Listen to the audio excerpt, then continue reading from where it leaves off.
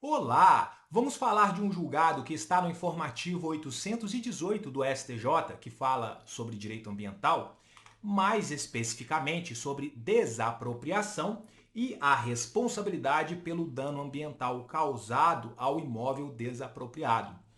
O destaque, da mesma forma que consta lá no site do STJ, diz o seguinte: o expropriado não tem o dever de pagar pela reparação do dano ambiental no bem desapropriado, podendo responder, no entanto, por eventual dano moral coletivo. Beleza. Vamos lá para as premissas da responsabilidade por obrigações ambientais. Eu vou para o enunciado de súmula 623, que ele diz o seguinte: as obrigações ambientais possuem natureza própria terreno, estão amarradas ali na coisa, no caso nosso, no imóvel, sendo admissível cobrá-las, as obrigações ambientais, do proprietário ou possuidor atual, de agora, e ou dos anteriores, do proprietário e possuidor anterior. A escolha do credor, quem escolhe isso é o credor, quem vai receber essa indenização aí, essa reparação pela dessa obrigação ambiental, né? E aí acontece o seguinte: perceba que esse enunciado de súmula ele é muito abrangente e pode gerar situações injustas dependendo do caso concreto. E foi exatamente esse ajuste que foi feito no repetitivo de tema 1204, lá do STJ.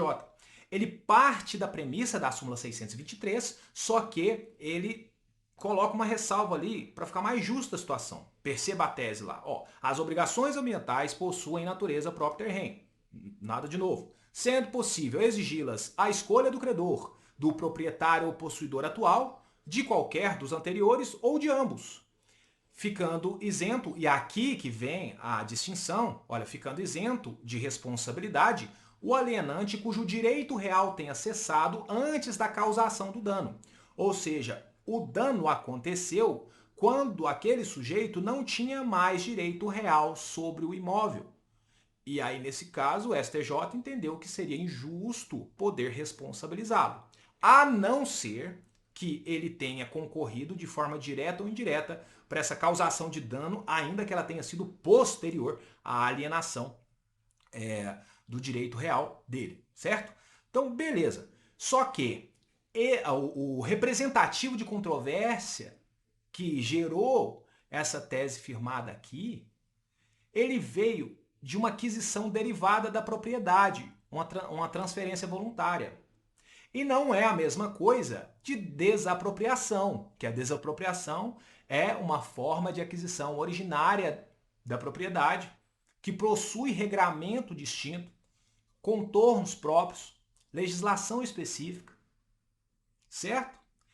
E aí eu vou ter que olhar para o artigo 31 lá do Decreto-Lei 3.365, que trata da desapropriação. E ele fala o seguinte: ficam subrogados no preço quaisquer ônus ou direitos que recaiam sobre o bem expropriado. Então, com base nesse artigo 31 aqui, o que o STJ entendeu? Olha, o que eu vou fazer? Eu vou te pagar uma justa indenização desapropriado pelo bem imóvel. Só que eu vou abater no valor que eu vou pagar a você porque você causou um dano ambiental.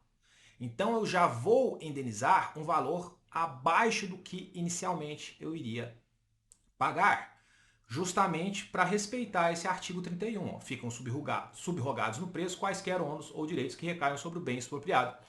E aí o que vai acontecer? Se surgir, depois disso, em uma ação sem ser desapropriação, pense numa ação condenatória aí, em outro juízo.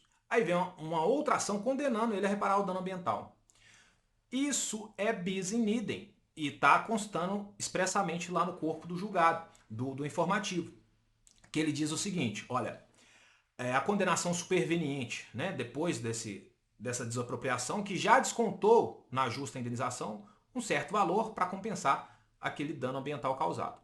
Ele fala, essa condenação superveniente, condenação da parte expropriada no dever de pagar pela reparação do imóvel desapropriado, implica violação do postulado do non bis in idem. que aí o particular vai amargar duplo prejuízo pelo mesmo fato.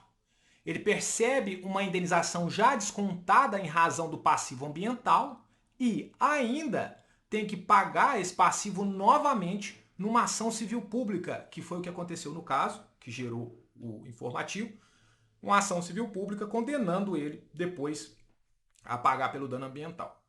Só que o STJ fez uma ressalva. Ele falou assim: olha o seguinte, a gente está falando aqui de reparação pelo dano ambiental causado. Agora, o dano moral coletivo, ele não tem vínculo no bem, não. Ele é uma atitude do desapropriado que atingiu uma coletividade.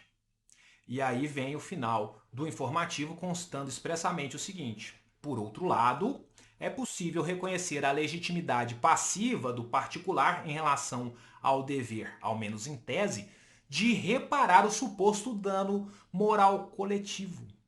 Pois, nesse caso, a obrigação ou o ônus não estão relacionados ao próprio bem.